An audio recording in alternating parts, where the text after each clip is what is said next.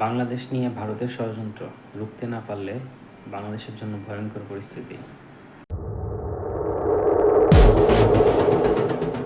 চট্টগ্রামে আওয়ামী লীগ নেতার কারখানায় তৈরি হচ্ছে কুকি চীনের ইউনিফর্ম।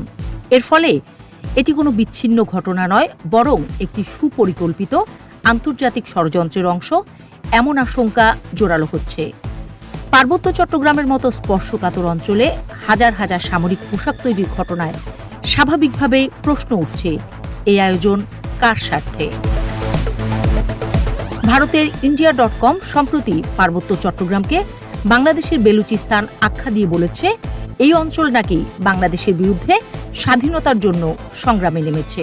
অন্যদিকে আসামের মুখ্যমন্ত্রী হিমন্ত বিশ্ব শর্মা সরাসরি বলেছেন, বাংলাদেশের চিকেন স্নেক আসলে দুটি এবং রংপুর ও চট্টগ্রাম বিচ্ছিন্ন হতে পারে। এর মধ্যে চট্টগ্রামে জব্দ হয়েছে ৩০,০০০-এর বেশি সামরিক পোশাক, যার মধ্যে রয়েছে সাবেক এমপি ও আওয়ামী লীগ নেতা আব্দুস সালামের মালিকানাধীন কারখানায় তৈরি ইউনিফর্ম। তার ভাই ও ৩ কর্মীকে আটক করেছে পুলিশ। এর আগে চট্টগ্রামের আরও ৩টি কারখানায় মিলেছে বিপুল ইউনিফর্ম, যেন পাহাড়ে উঠে গেছে সাজ সাজ রব। প্রশ্ন হচ্ছে, এই বিশাল কর্মযোগ্য বাস্তবায়নে কে দিচ্ছে এই বিপুল অর্থ? সূত্র বলছে, কেবল এই পোশাক তৈরির জন্যই কেএনএফ এর সঙ্গে চুক্তি হয়েছিল ২ কোটি টাকায়। তাহলে অস্ত্র, গোলাবারুদ, প্রশিক্ষণ ও অন্যান্য ব্যয়ের জন্য বরাদ্দ কত? এত অর্থ কাদের পৃষ্ঠপোষকতায় আসছে? নিরাপত্তা বিশ্লেষকরা বলছেন, কেএনএফ আর নিছক একটি বিচ্ছিন্নতাবাদী গোষ্ঠী নয়, এটি এখন একটি সংগঠিত মিলিটারি ফোর্সে পরিণত হয়েছে, যারা সামরিক কৌশল, প্রশিক্ষণ ও লজিস্টিক সহায়তার দিক থেকে প্রস্তুত। জানা গেছে, কেএনএফ এর নেতৃত্বে থাকা নাথান বম একজন শিক্ষিত ব্যক্তি, যিনি ঢাকা বিশ্ববিদ্যালয়ের চারুকলা অনুষদের ছাত্র ছিলেন এবং পার্বত্য ছাত্র পরিষদের সক্রিয় সদস্য ছিলেন।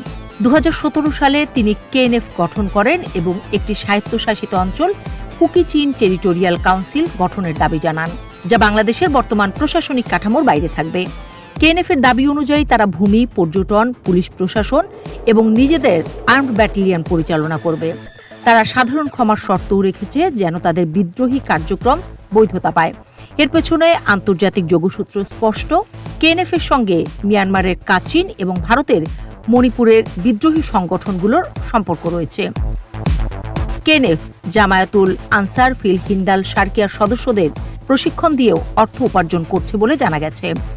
আরেক আশঙ্কার বিষয় হল, মিয়ানমারের বিদ্রোহী সংগঠন আরাকান আর্মির সদস্যরাও এখন বাংলাদেশের পার্বত্য অঞ্চলে প্রবেশ করছে, সংসার করছে, এমনকি স্থানীয়দের সঙ্গেও মিশে যাচ্ছে।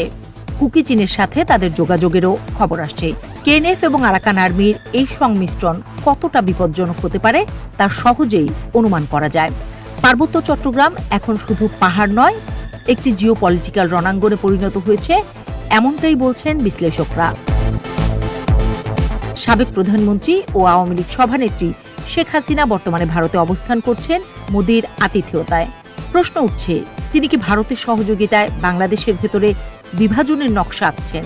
তার দলের এক শীর্ষ নেতার কারখানায় যখন বিদ্রোহী সংগঠনের পোশাক তৈরি হয়, তখন সেই প্রশ্ন আর ফাঁকা কল্পনা থাকে না।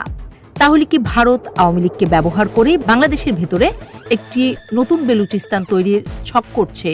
এমন প্রশ্ন ছুড়েছেন রাজনৈতিক বিশ্লেষকরা। রাজনৈতিক বিশ্লেষকদের মতে, বিষয়টিকে হালকাভাবে দেখার সুযোগ নেই। কেএনএফ এখন শুধু একটি চরমপন্থী গোষ্ঠী নয়, বরং একটি গ্লোবাল প্লেয়ারের মতো কাজ করছে অস্ত্র, অর্থ ও পরিকল্পনায়।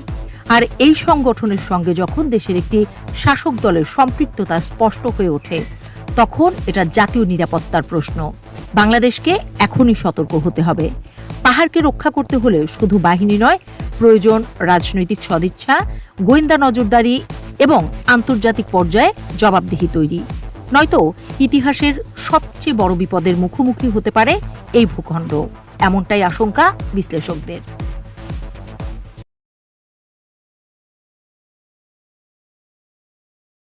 এই সংবাদটা প্রচার হওয়ার পরও আমরা যদি সতর্ক না হই, আমাদের দুই পাশেই শত্রু, আমাদেরকে অবশ্যই সতর্ক হতে হবে।